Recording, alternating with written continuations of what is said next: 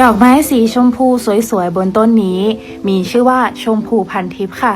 บางคนอาจจะเรียกว่าซากุระเมืองไทยจริงๆแล้วเป็นพันธุ์ไม้จากต่างประเทศนะคะมีถิ่นกำเนิดในเขตร้อนของทวีปอเมริกาใต้พอถึงช่วงออกดอกต้นก็จะทิ้งใบก่อนเลยเห็นดอกสีชมพูบานเต็มต้นแบบนี้จนกลายเป็นดอกไม้ที่ทำให้ฤดูร้อนในไทยดูโรแมนติกขึ้นมากเลยค่ะถ้าใครเคยเห็นหรือมีข้อมูลมาแบ่งปันกันเพิ่มเติมลองคอมเมนต์ได้เลยนะคะ